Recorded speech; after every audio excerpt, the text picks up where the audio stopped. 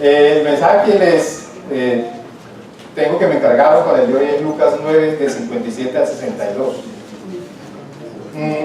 Pues aparentemente son 3 versículos. Julián me hizo mucha suerte. No importa, hermano. Entonces, yo les ruego que por favor me acompañen a Lucas 9, 57 al 62.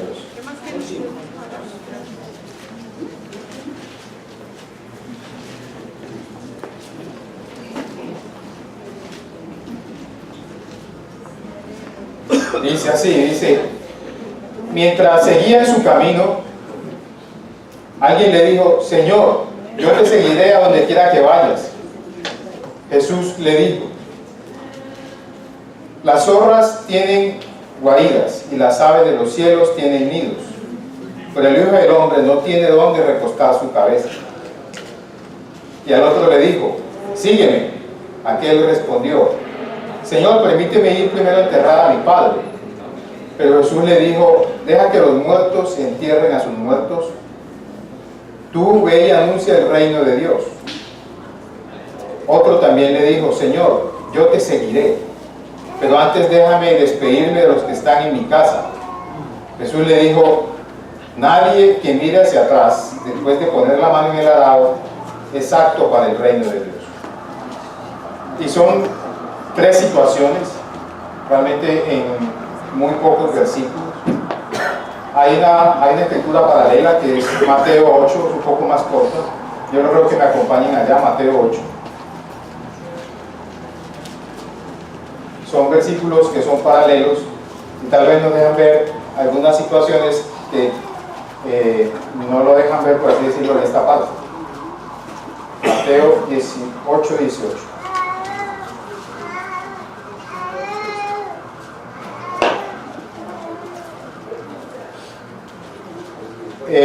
Dice, al verse Jesús rodeado de tanta gente, dio órdenes de cruzar al lago. Entonces se le acercó un escriba y le dijo: maestro, yo te seguiré a donde quiera que vayas. Jesús le dijo: las zorras tienen guaridas y las aves del cielo tienen nidos, pero el Hijo del Hombre no tiene dónde recostar su cabeza. Otro de sus discípulos le dijo: Señor, permíteme ir primero a enterrar a mi padre. Jesús le dijo: sígueme y deja que los muertos entierren a sus muertos. Cuando vemos el contexto de la escritura, llama la atención de que en el versículo de Mateo, Jesús estaba en la casa de la suegra de Pedro. Esa noche había tenido turno en urgencias, porque, ya le voy a explicar por qué dice eso. Dice, esa noche en el 16, dice, al caer la noche le llevaron muchos endemoniados. En el 16, ahí lo pueden creer. Bueno, imagínense ustedes de noche que alguien llegue a su casa con muchos endemoniados. Pues, ¿qué puede ser eso? Un turno de urgencia. Y le llevaron muchos endemoniados y él con una sola palabra los expulsó a todos.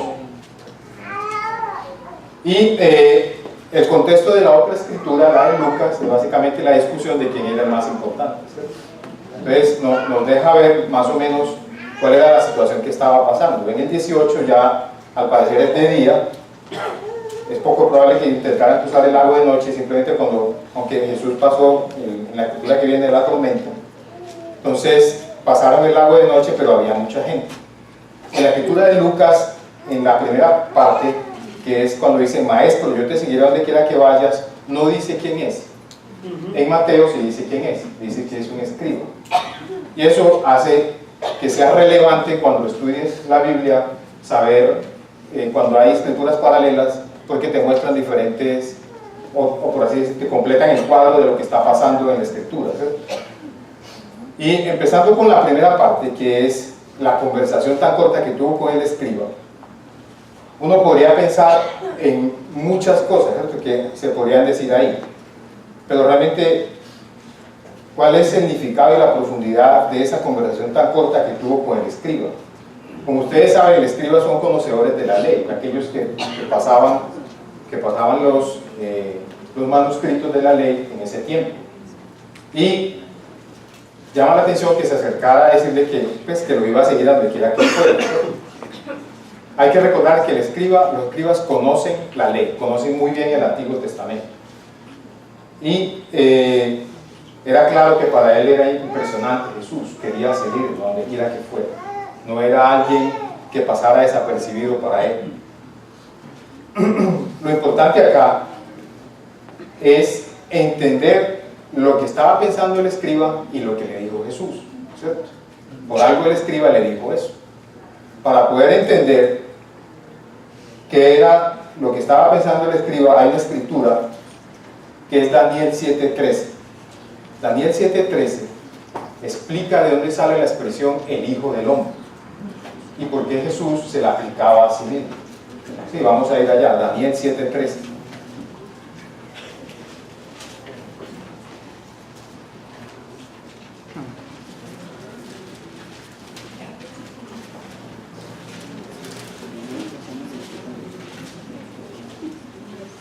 Acordémonos que muchas de las escrituras Jesús le dio el pleno valor en el Nuevo Testamento al Antiguo. O sea, él realmente no quitó nada, sino que le dio su pleno valor. Por lo tanto, muchas cosas del Nuevo son simplemente la aplicación del Antiguo. Y dice, mientras, 7:13, Daniel 7:13, dice, mientras yo tenía esta visión durante la noche, vi que en las nubes del cielo venía alguien semejante a un hijo de hombre, la misma expresión que Jesús se colocaba a sí mismo, el cual se acercó al anciano entrado en años y hasta se le pidió acercarse más a él. Y se le dio el dominio, la gloria y el reino para que todos los pueblos y naciones y lenguas le sirvieran. Y su dominio es eterno y nunca tendrá fin, y su reino jamás será destruido. Es interesante porque esta escritura, porque Jesús se la aplica a sí mismo. Y él es ese de la visión de Daniel. Si somos un poco más, pues por así, el anciano pensaríamos que es Dios y se le pide acercarse más a él en la visión de Daniel, en la visión que tuvo Daniel. Solamente falta un detalle de Jesús aquí, y es que no se presenta como un siervo sufriente. Y era la idea que tenía el escriba. Él no se presenta como un siervo sufriente en esta escritura. Era la idea que los judíos tenían, que por así decirlo, su Mesías iba a ser alguien poderoso. Era imposible que su Mesías muriera en un madero y de la manera en que murió, que no fuera alguien impresionante, que los libertara. De ahí que la corta conversación que tienen con el escriba, Jesús, por así decirlo, ¿cómo decirlo para que se pueda entender? Le explota al globo al escriba, ¿cierto? Lo desinfla. Y básicamente miren la respuesta de Jesús. Tiene mucho sentido cuando uno lo mira ubicándose en la escritura de Daniel.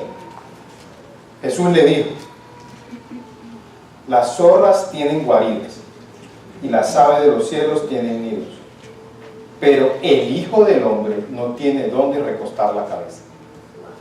Le desinfló la imagen que tenía de un Mesías completamente campeón y que venía pues con todo el poder, por así decirlo, a liberarlos de lo que estaban viviendo, políticamente hablando. ¿Sí? Y es claro que el Hijo del Hombre de la que está Daniel es Jesús, no hay duda, pero vino con la idea de siervo sufriente. Es más parecido a la idea de Isaías 53. Si quieren, me acompañan allá.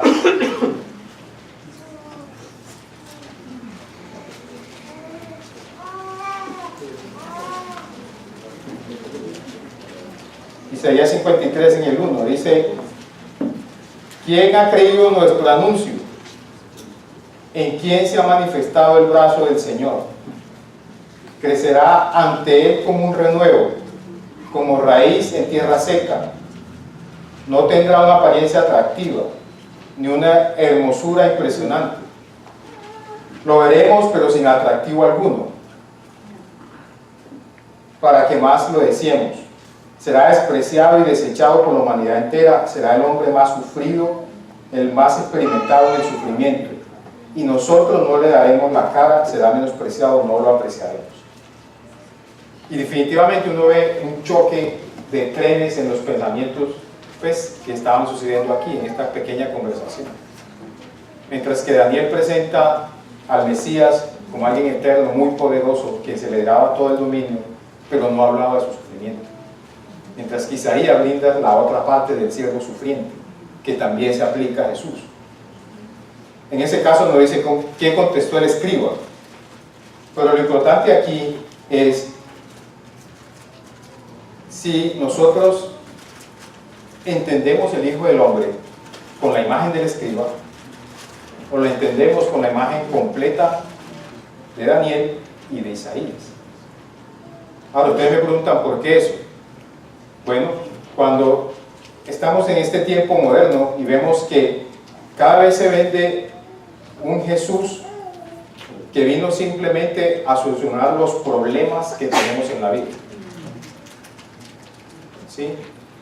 Y básicamente nos quitan la idea del sufrimiento de la cabeza al estar cerca de Cristo, y no es lo que muestran las Escrituras.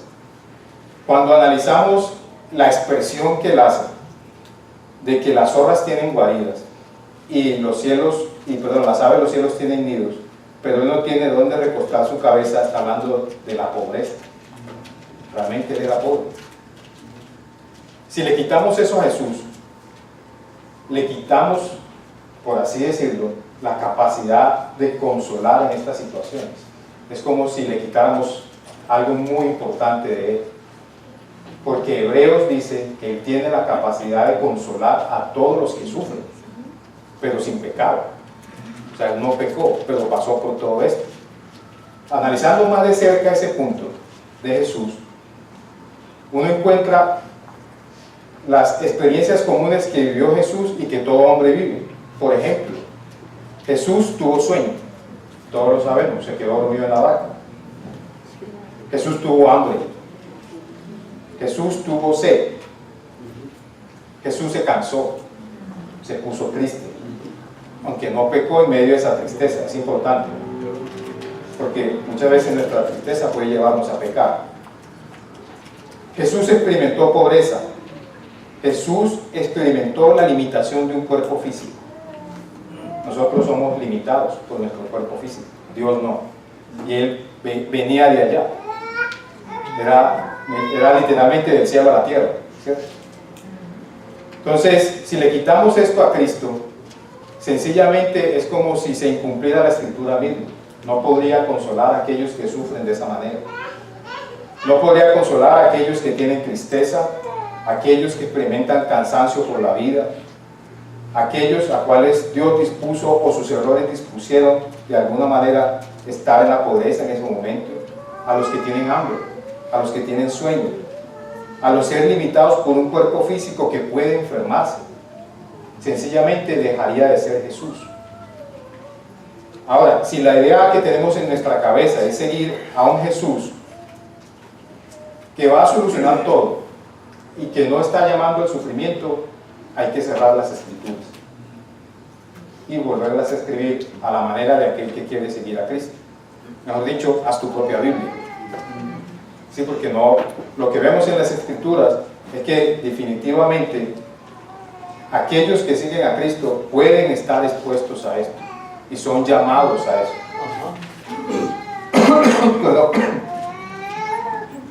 En efecto. Dice así, dice: el riesgo de una vida completamente libre de cualquier atadura o seguridad y pobre.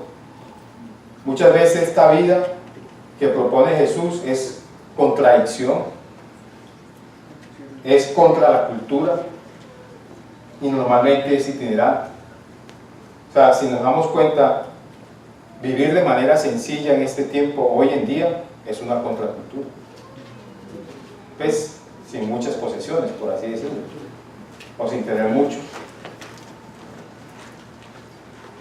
Y eso hay que tenerlo siempre en la mente. Hay un problema profundo hoy respecto a la riqueza y seguir a Cristo. Y algo que definitivamente lidia a Jesús era que la clase dirigente en ese tiempo, en el tiempo de él, era amante del dinero, le gustaba el dinero. A los fariseos les encantaba el dinero. Lo pueden leer en Mateo. Tanto que eran capaces de despojar a las viudas de sus casas para quedarse con ellas. Y eran gente que supuestamente enseñaba de Dios. Si se ponen a ver, no es tan diferente hoy en día. Pues la religión es utilizada para eso, ¿sí? Para despojar a las personas de su pertenencia o de lo poco que tienen. Y es algo que definitivamente debemos meditar y pensar, porque en cualquier momento de nuestra vida puede verse bajo estas situaciones. Y debemos preguntarnos, ay, gracias, aquí tenía uno ya, pero como están todos, ya no lo acabé.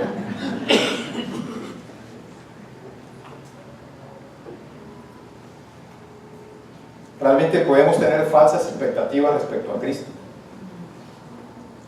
Deberíamos preguntarnos si el sufrimiento es algo que sea nuevo para nosotros como cristianos en la vida. Realmente no. O sea, cuando llegue el sufrimiento, ojo, por no pecar, debería sorprendernos. Realmente las Escrituras dicen que no. Santiago dice que no debemos sorprendernos ante diferentes tipos de pruebas. Santiago dice eso en el capítulo 1. Debemos sorprendernos ante la enfermedad, sabiendo que nuestros cuerpos se enferman. Desde Génesis dice eso, de que la muerte y la enfermedad entró al mundo. Realmente no. Ahora, si ustedes se ponen a ver las noticias en Latinoamérica, por ejemplo, en Bolivia ya prohibieron o son más estrictos con predicar el mensaje. Lentamente puede desarrollar, las persecuciones no empiezan de un día para otro, empiezan lentamente. Ese es uno de los países que hoy se vuelve estricto para predicar el mensaje. Aquí en Colombia, si ustedes se dan cuenta, es uno de los países más peligrosos para predicar el mensaje. No en las ciudades, pero sí en la zona rural. En la zona rural es muy peligroso. Solo miren que aquellos que son activistas estos días los están matando. Pues líderes comunales los matan. Sí, de pronto en la ciudad es poco más protegido, pero en la parte rural no. Entonces, es algo que debemos meditar y de realmente pensar en esto. De que el Hijo del Hombre no tenía dónde recostar su cabeza. Y debemos sentirnos afortunados con lo que Dios nos ha dado. Porque el Hijo del Hombre no tenía dónde recostar la cabeza. Y no debemos olvidar eso. Y no debemos, pues, personalmente siento que es algo que se mete mucho en nuestra mente, aceptar otro tipo de filosofía y argumentos religiosos que vienen en este tiempo. Jesús no era rico. Jesús no era rico. Ni usaba ropa de marca. Pues, como dicen por ahí. Es sencillamente porque su vestimenta no tenía costura de una ropa de marca. Pues, eso no tiene asidero. Y debemos volver a las Escrituras y realmente buscar a ese Jesús, a ese Hijo del Hombre, en los momentos cuando estemos en dificultad. Siguiendo con el tema, ahí mismo en Lucas, las otras dos situaciones son un poco más intensas. Esta es intensa, pero las otras se ponen a fuego vivo. Y si ustedes se dan cuenta, las dos situaciones que vienen se relacionan con lo más íntimo de las personas, su familia. ¿Sí? En la primera parte es, por así decirlo, el permiso que intenta pedir un hombre para ir a enterrar a su padre. Y en la segunda es una despedida de uno de los discípulos por ir a despedirse de los de su casa. Las dos escrituras son realmente desafiantes, bíblicamente, porque lidian con lo más íntimo de nosotros, que son nuestros padres o los que están en nuestra casa. En la escritura del discípulo, del que dice déjame ir a despedirme de los que están en mi casa. No dice quién eran los que están en la casa, no dice si el hombre es casado, si vive con un hermano o vive con los papás. Uno pensaría que de pronto vive con los papás, pero no dice que sea la esposa, ¿cierto? No es clara la escritura, eso no dice eso, simplemente lo expresa. Pero definitivamente hay que analizarlos, porque Jesús suelta frases y en los comentarios que deja ver, lo dejan a uno como, bueno, ¿qué está tratando de decir con esto? En la primera parte de Señor, permíteme ir primero a enterrar a mi padre, nos toca ir a la cultura que ellos tenían, ¿cierto? Sobre la forma en que debían morir las familias. Sobre esto no hay un acuerdo para el tiempo del primer siglo. Realmente encontré dos puntos que pueden ser un poco discordantes en sí. El primer punto era que, según la tradición judía y griega de los tiempos de Jesús, el hijo mayor tenía que enterrar al padre. O sea, si estaba vivo, tenía que quedarse hasta que el padre muriera para enterrarlo. Y luego el primer entierro, al año o a los 2 años, tenía que desenterrarlo nuevamente y recoger los huesos y ponerlo en un sitio, pues, por así decirlo, de la tumba familiar. Era como un rito que ellos tenían. Cuando uno busca en las escrituras, realmente no hay mucha referencia a esto en el Antiguo Testamento. Acuérdense que era difícil para ellos tocar un muerto porque quedaban ritualmente impuros. Solamente hay una referencia en un libro deuterocanónico que es Tobías. Los deuterocanónicos, ustedes saben de que son libros no aceptados por el canon hebreo ni por el canon protestante, pero es interesante que en Tobías hay una referencia a esta actuación que supuestamente se menciona en este texto. Al parecer, algunos estudiosos dicen de que el segundo entierro, pues usted para qué va a desenterrar eso, déjelo ahí, vaya y anuncie el mensaje, que es finalmente lo que dice Jesús. Jesús le dice, deja que los muertos entierren a sus muertos, ¿sí? Entonces, el segundo versión que encontré es que quiere seguirle, pero la idea era quedarse en su casa hasta enterrar a su padre. Sí, es el primer entierro, no el segundo. Claro, el padre tenía 50 años, iba a ir hasta los 90. Entonces, bueno, hay un problema ahí con eso, ¿cierto? Entonces, dice, pero la clave de entender la escritura, en el comentario que hacían, está en la palabra primero. La palabra primero tiene mucho peso. Y es que primero está el reino de Dios. El contexto de lo que intenta explicar Jesús era que en el corazón de este hombre realmente no estaba primero el reino de Dios.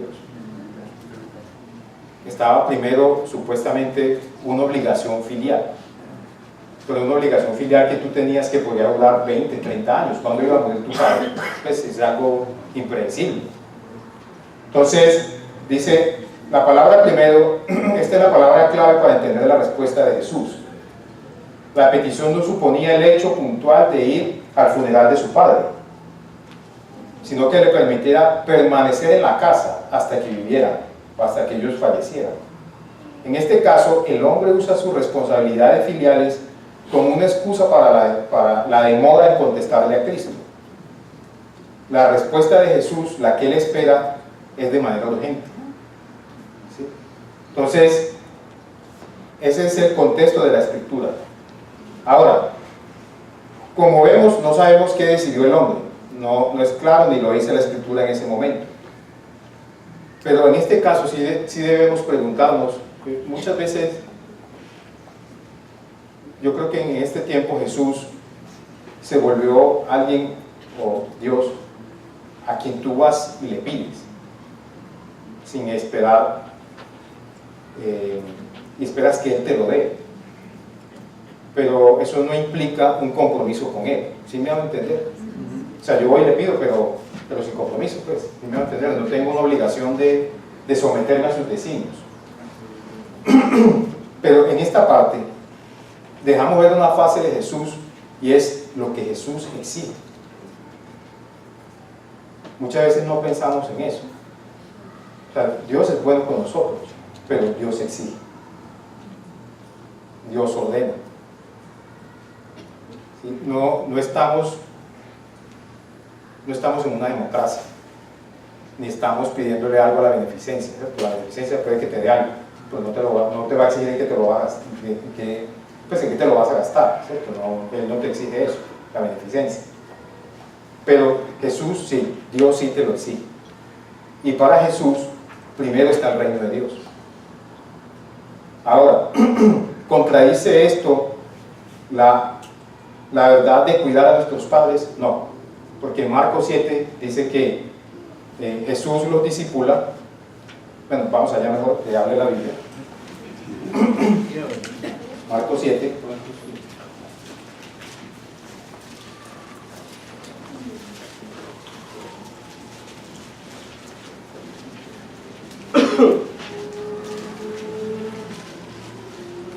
Marcos 7:10. Por bien lo leeríamos todo, pero en el 9 dice así, dice, también les dijo, qué bien invalidan ustedes el mandamiento de Dios para mantener su propia tradición. Porque Moisés dijo, honra a tu padre y a tu madre, y también el que maldiga al padre o a la madre morirá irremisiblemente. Pero ustedes dicen, basta que alguien diga al padre o a la madre, todo aquello con que podría ayudarte es corbán, es decir, mi ofrenda a Dios. Y con eso ustedes ya no permiten que nadie ayude más a su padre o a su madre. Es así como ustedes invalidan la palabra de Dios con la tradición que se han transmitido, además de que se hacen muchas otras cosas parecidas.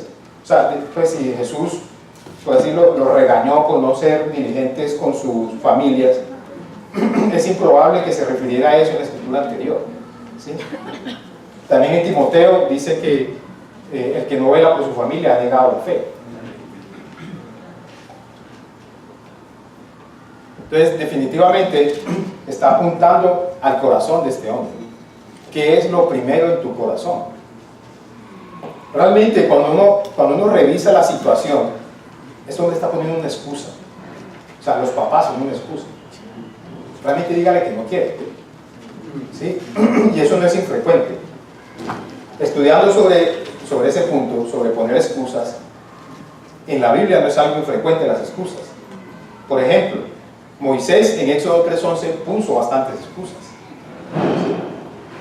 Gedeón dijo que era el más pobre de la tribu de él y era el menor, entonces que por eso no podía obedecer a Dios o no podía cumplir el encargo de Dios. Jeremías también puso excusas, dijo, no, pues mira, pues, yo no sé hablar, soy más pequeño, pues no. Otras excusas en el Nuevo Testamento, en la parábola de los talentos, el primero, Dios ve a Dios es visto como un jefe que es duro. No sé si se lo han leído alguna vez, que le dice, no, usted es un jefe muy duro, usted demanda muchas cosas.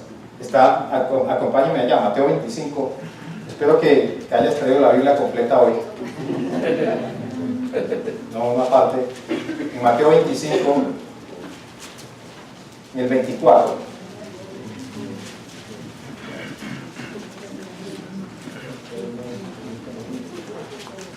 Mira lo que dice el hombre en esa parábola. Dice, pero el que había recibido 1000 monedas llegó y dijo, Señor, yo sabía que tú eres un hombre duro, que ciegas donde no sembraste y recoges donde no esparciste.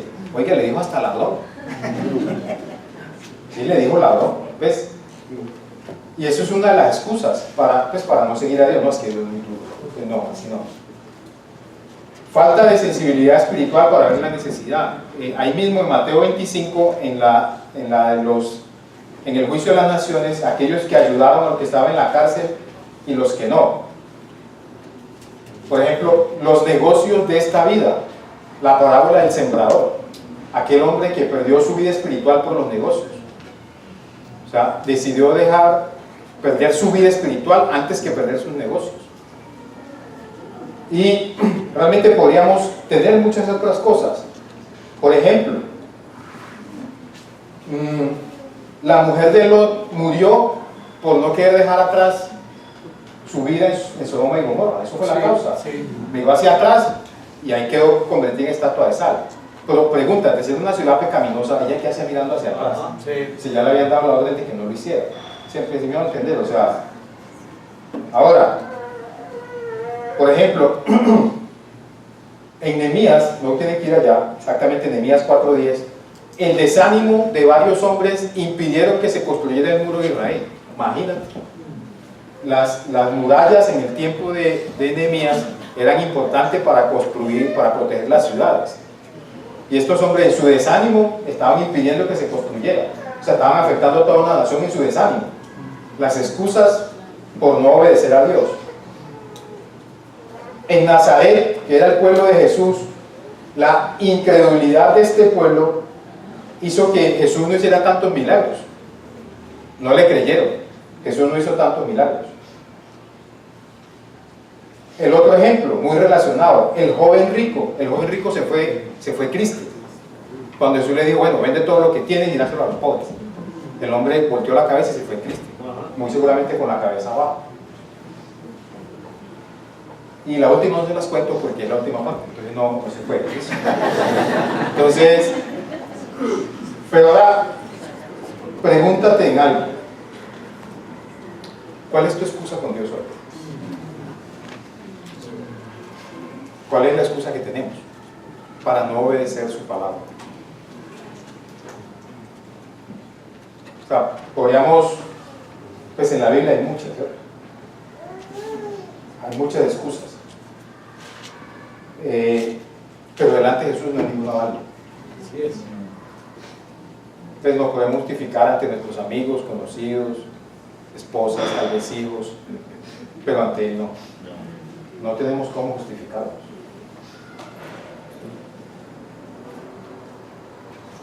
Y esto toca muchas fibras en nosotros, sobre todo en el contexto en que se dio la conversación. Porque en este caso, realmente cuando uno mira la escritura y comienza a andarla, el problema no era el papá, el problema era que no quería seguir a Jesús. O sea, el problema realmente no era el papá, era la excusa que tenía, ¿no? Es que hay que ir a enterrar a mi papá. En cualquiera de los dos ejemplos que pusimos, que ya fuera que lo fuera a desenterrar y volver a enterrar, cualquiera de las dos, realmente la excusa era una excusa, más bien no le dijo realmente qué era lo que pasaba. Y claro, pues, no estaba lidiando con un amigo de él, estaba lidiando con Jesús.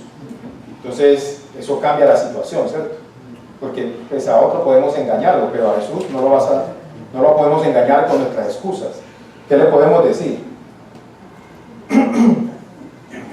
Hay algo que tal vez nos toca mucho como cristianos, y mucho más en este tiempo, y es la incredulidad en lo que Dios ha prometido. La incredulidad en lo que Dios ha prometido. Así es. Y personalmente, cuando me hice cristiano hace muchos años, si algo debía arrepentirme, y yo creo que todavía hay épocas de mi vida en que debo arrepentirme y constantemente medito en eso. Mi pecado más fuerte fue ser incrédulo. Y claro, era entendible el contexto. Estaba en la universidad, estaba rodeado de ciencia, opiniones, de muchos libros. En ese tiempo era más difícil el computador.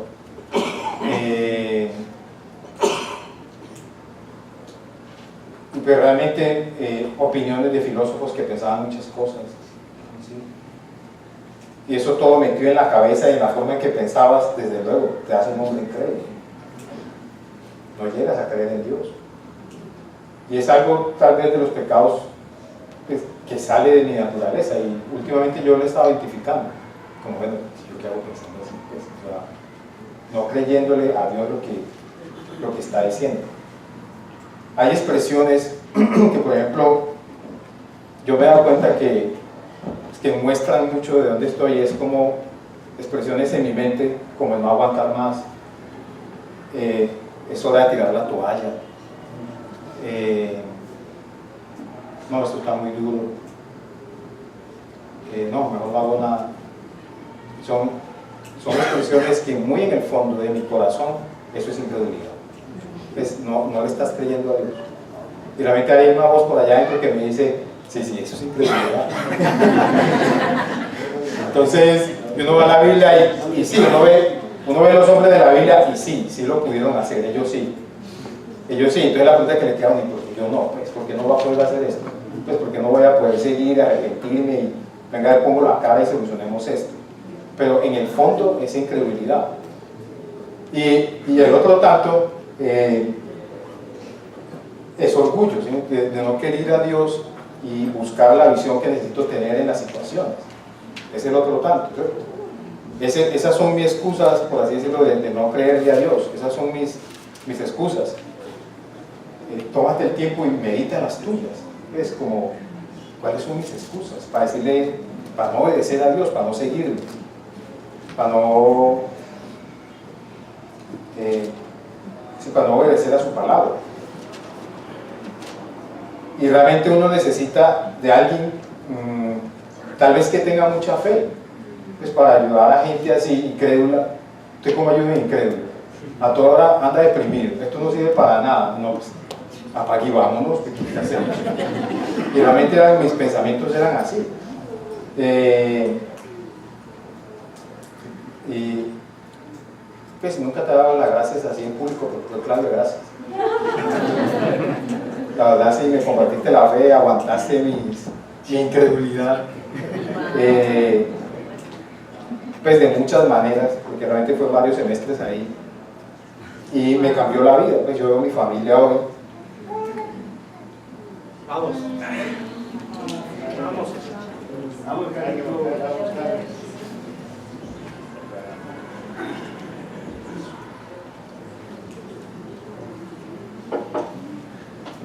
Veo a Anderson, a David, pues con todas sus locuras.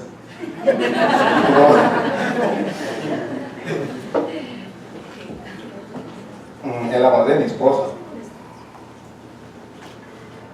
Perdón. Vamos, Carlos. Vamos, Carlos. Con la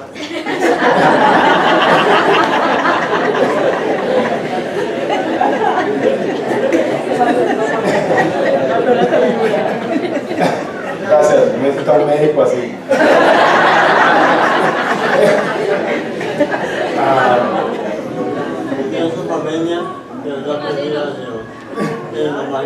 Es cierto.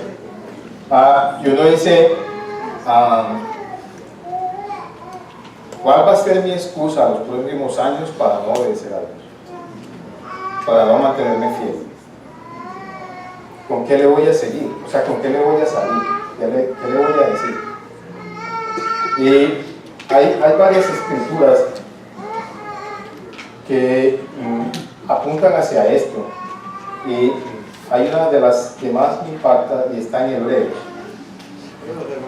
Hebreo 10:38.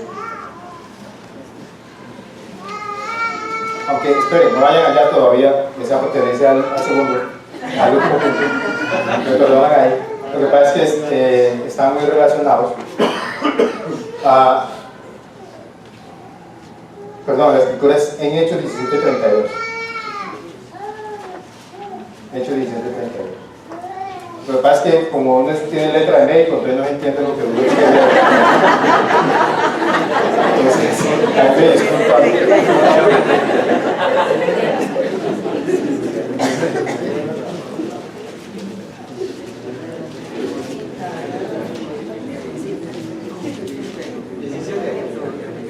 Sí, 17:32, Hechos 17:32.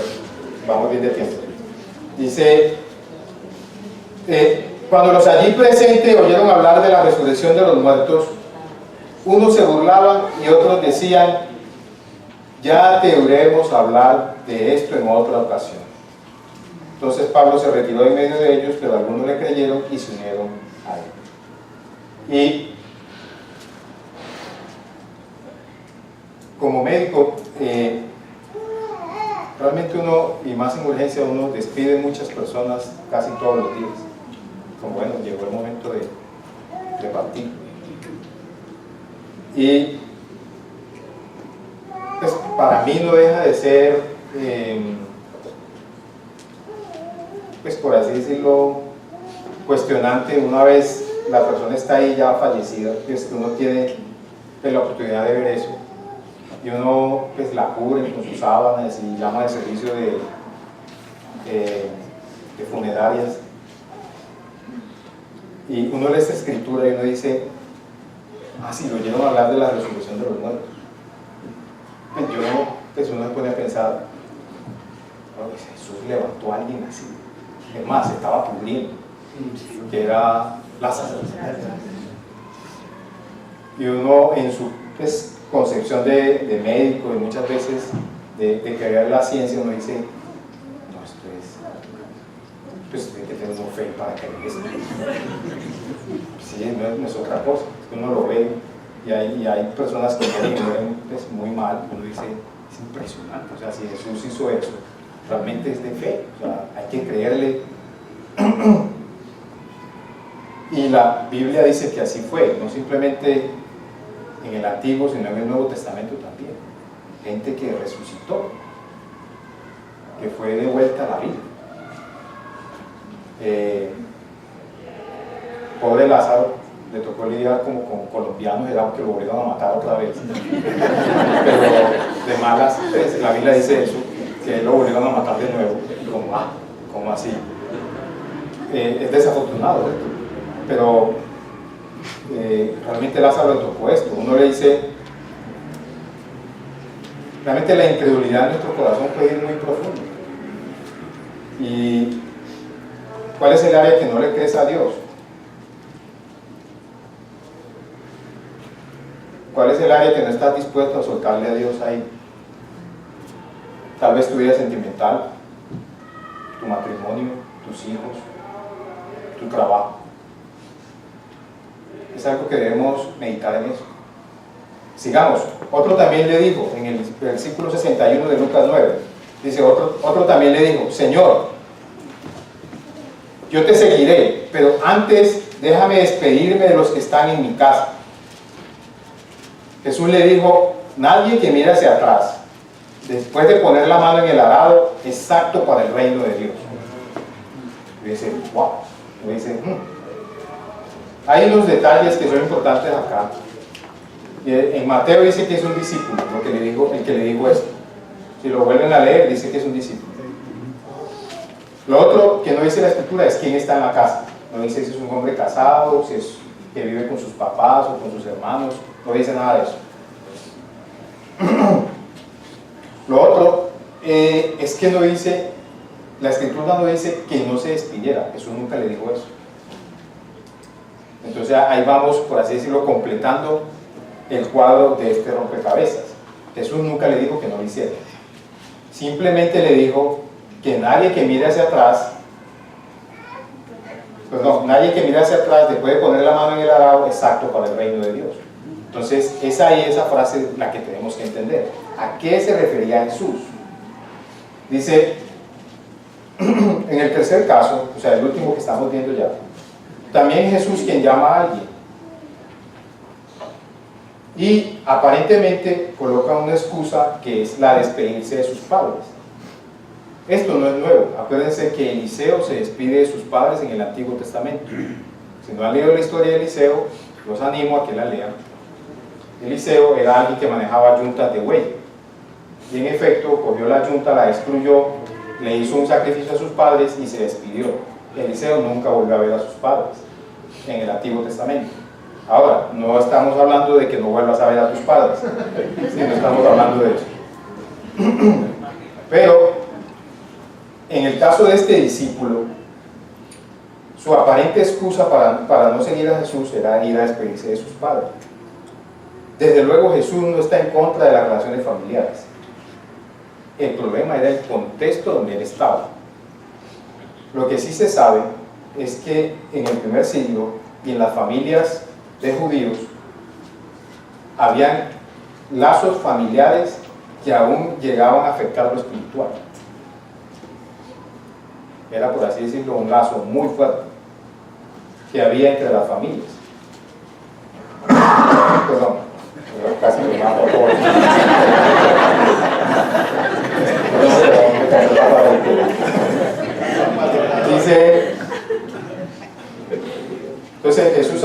muchas veces la familia, y más en aquella época, era un gran obstáculo para el espontáneo ejercicio de la libertad de los hijos. Acuérdense que él era libre hasta los 33 años. Eso es bastante tiempo. Entonces, pero por lo menos me parece bastante tiempo, listo, para quedarme en casa. Pero la frase proverbial de poner la mano en el arado más se basa a una cultura agrícola que era de que cuando pones la mano en el arado tienes que ir mirando hacia el frente, porque no queda torcida, se va para un lado. Y era lo que Jesús en este caso está tratando en el corazón de este discípulo. Tu compromiso debe ser recto con Dios. Si pones la mano en el arado y miras hacia atrás, no eres apto para el reino de Dios. Uno, no se trata de no cuidar a los padres, se trata de que el mayor compromiso es con Jesús. Y por ese compromiso cuidamos a nuestros padres. Es nuestra responsabilidad. Pero nuestro Señor es Jesús. Su palabra y sus órdenes son los que dirigen nuestra vida.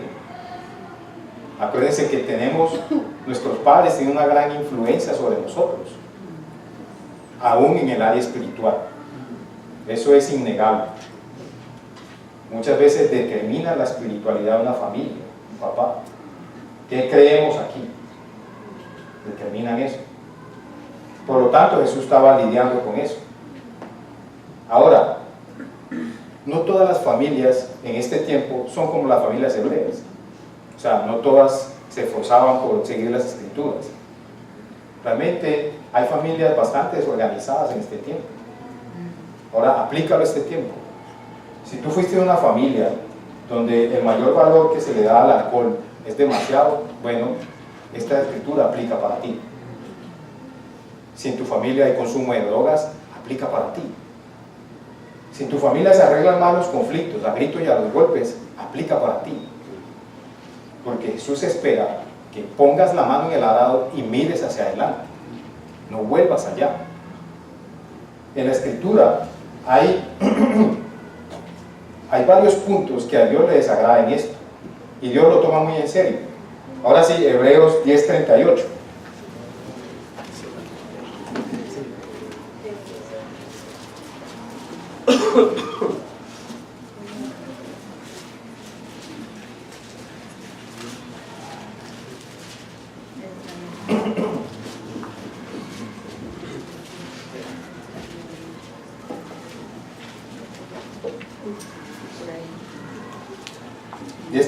Dice: pero el justo vivirá por la fe, y si vuelve atrás no será de mi agrado. Pero nosotros no somos de los que se vuelven atrás y se pierden, sino de los que tienen fe y salvan su alma. Hay otra escritura que está en Gálatas 4:9. Gálatas 4:9.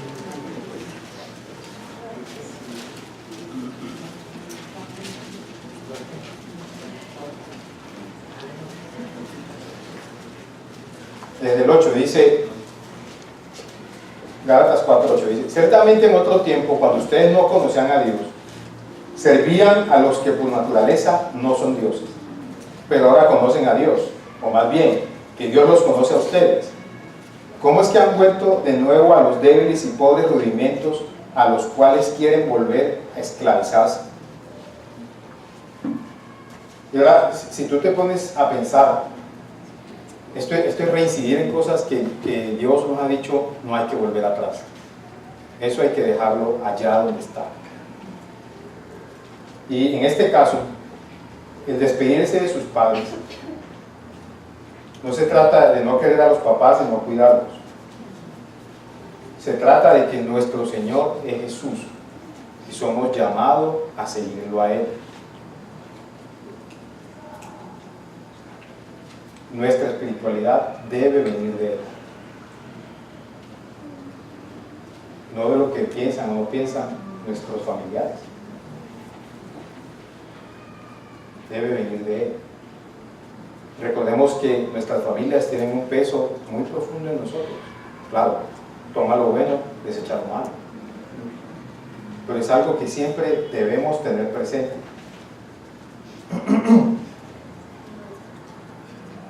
nosotros tenemos un Señor, y es el Señor Jesús. A Él le debemos lo que somos, lo que tenemos y lo que seremos. Y Él espera que en nuestra vida espiritual, a pesar de las dificultades, seamos estables con Él. Si ustedes se dan cuenta, muchos de los hermanos en el primer siglo pasaron por muchas cosas, pero eran estables con Jesús. Se mantuvieron estables durante mucho tiempo. ¿Sí? Aún aquellos que tuvieron que lidiar con su falta de fe en determinado momento, como le pasó a Juan el Bautista, lo hizo. Acuérdense que Juan el Bautista mandó a preguntar si había que esperar a otro, o era él. Y él lidió con eso. En efecto, Jesús le mandó la razón y a los pocos días fue degollado. O sea, Dios espera eso de nosotros, espera estabilidad espiritual. No que a cada rato estemos variando, y en ese punto la Biblia es clara. Santiago 1:8 dice que si variamos como las olas del mar no vamos a recibir nada del Señor. Eso dice claramente Santiago. Pero en Filipenses, ya en la última escritura, estamos a punto del tiempo. Filipenses 3:13.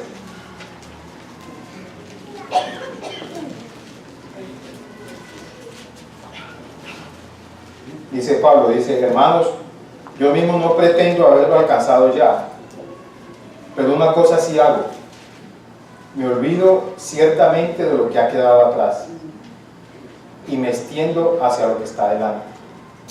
Prosigo a la meta, al premio del supremo llamamiento de Dios en Cristo Jesús. Hermanos, tenemos una obligación, y es correr la carrera hacia Cristo. En muchas áreas de nuestra vida, yo sé que miramos hacia atrás. Ese no es el llamado que Dios nos está haciendo. Amén. Dios nos está llamando a madurar espiritualmente con Él. Esas áreas de tu vida, míralas hacia adelante, míralas con Dios. Era básicamente lo que les tenía para hoy. Gracias.